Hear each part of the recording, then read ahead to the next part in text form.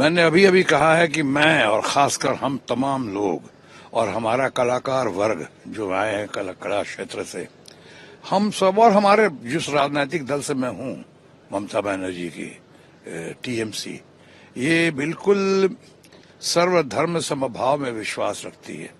हम कोई भेदभाव नहीं करते हैं, न करना चाहते हैं। हमारे लिए सब भारत माँ की या बंगाल की संतान है, चाहे किसी मजहब का हो, किसी जाति का हो, किसी जात का हो। वो जो लोग भी हैं, वो या हिंदू हो, मुसलमान हो, सिख हो, ईसाई हो, हमारे अपने हैं और हम उसमें किसी प्रकार का भेदभाव नहीं करते। अब रही बात बिहार की जो आपने की है, मैं अभी सही मायने में कह सकता हूँ ये सब हरकतें जो हो रही हैं वो बात निकलेगी तो फिर बड़ी बड़ी दूर तलक जाएगी। ये कि मामला जो है कहीं पे निगाहें और कहीं पे निशाना भी हो सकता है। ये केंद्र सरकार पे जो भारी पड़ रहा है मामला, अभी ये जो वक्फ बोर्ड का वक्फ संशोधन बिल जो लाया है वो इतना भारी पड़ने की संभावना है। अभी कल ही परसों में जंतर मंतर में दिल्ली में या हिंदुस्तान के भिन्न भिन्न भागों में अभी जो आपने देखा, इतने बड़े बड़े मुस्लिम समुदाय के हमारे अपने विद्वान लोग, उलेमा लोग, हर संगठन सामने आया है। उनकी फरियाद, उनकी पुकार और उनका जोर, आग्रह इसी बात पे है कि जो लोग मुसलमानों के हितैषी बनते हैं, मुसलमानों का साथ लेते हैं, आज उनका रोल क्या होगा। अगर वक्फ पे वो साथ देते हैं, वक्फ संशोधन बिल पे, तो कहीं ऐसा तो नहीं कि साथ देना केंद्र के लिए बहुत भारी पड़ जाए। कहीं ऐसा तो नहीं कि 2025 निकालना ही भारी पड़ जाए केंद्र के लिए, या तो केंद्र इसको वक्फ को किसी तरह ठंडे बस्ते में डालना पड़ेगा, लटकाना पड़ेगा, लेकिन सुलझाना पड़ेगा। लेकिन सुलझाने के आसार तो दिख नहीं रहे। और रही बात जहां बिहार में और इंडिविजुअल हमारे मित्रों के यहाँ पार्टी हो रही है, कौन जा रहा है कौन नहीं जा रहा, मुझ जैसा कलाकार जो मैं कहता हूँ सर्वधर्म समभाव का है, पूरे समाज का है, मुझे इस वक्त मेरा कुछ कहना ठीक नहीं होगा इससे ज्यादा। सर, कर्नाटका में डीके शिव कुमार के स्टेटमेंट पे जहां पर उन्होंने कहा कि मुस्लिमों को रिजर्वेशन के लिए वो कॉन्स्टिट्यूशन में बदलाव करना हो तो वो भी करेंगे, और उसी का ही असर आज सदन में देखने को मिला, काफी हंगामा हुआ, तो उसको किस तरह से देखते हैं। हालांकि बाद में डीके शिव कुमार जी ने कहा ये तो मैंने कैजुअल तरीके से कहा गया था। तो आपके सवाल में ही जवाब है। जब डीके शिव कुमार जो बहुत ही दबंग आदमी तो हैं, लेकिन बहुत डैशिंग डायनेमिक है, वो तो बिल्कुल स्टार दिखते हैं, कलाकार दिखते हैं। वो तो अच्छे दो मेरे मित्र भी हैं, अच्छे, वेरी नाइस पर्सन। अगर उन्होंने कहा है और वापस ले ली है बात, तो बात वहीं खत्म हो गई। लेकिन ये लोग खत्म करना नहीं चाह रहे हैं।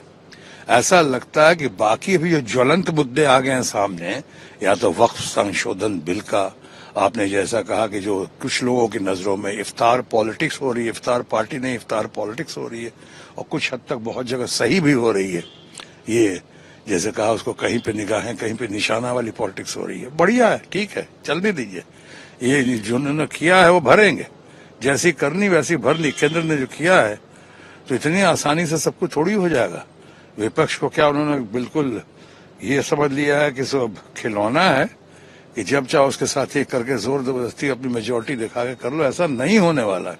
सो मैं ये कह रहा हूं कि ये लगता है कई, आपने कहा आप कैसे देखते हैं, मैं देखता हूं कि ज्वलंत मुद्दों से ध्यान भटकाने के लिए आप बाकी जो चीजें चल रही हैं, चाहे जुडिशरी का मामला चल रहा है या कॉलेजियम को वापस लाने का मामला चल रहा है, और किसी तरह से ये जुडिशरी सिस्टम के में हेर फेर करने का मामला चल रहा है, हाँ, कैश जो है, कैश फंड, तो ये सब जो है मुझे लगता है उन बातों से ध्यान भटकाने के लिए, क्योंकि उसमें से भी बहुत राज खुलेगा। अभी ऐसा लगता है कि इतना सिंपल नहीं है, ये बहुत राज खुलेंगे, तो उनमें से ध्यान भटकाने के लिए सब हो रहा है।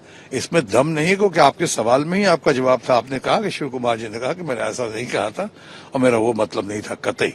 तो जिसने बात खत्म कर दी, जिसने बात रोक दी, जिसने कहा कि मैं नहीं कहा ऐसा, तो बात तो भी रुक जानी चाहिए। लेकिन रोकने में इंटरेस्ट है कि हमारे केंद्र सरकार का, हमें भारतीय जनता पार्टी के मित्रों का, उनका इंटरेस्ट नहीं है। उनको लगता किसी तरह इस पे पटाक्षेप करो, किसी तरह इसको बात को दबाओ और उभारो उन बातों को, जैसे भी ग्रॉक की बात है।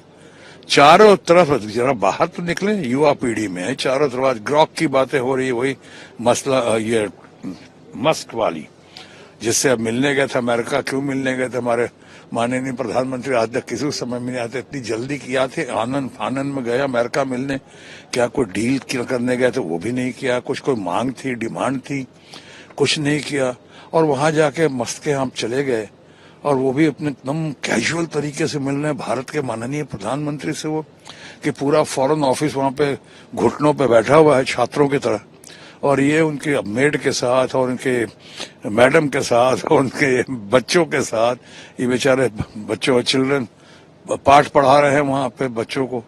ये मैंने ये किसकी सीरियसनेस, गंभीरता का जरा सोचा कि हम लोगों पे, देशवासियों पे क्या असर पड़ा होगा।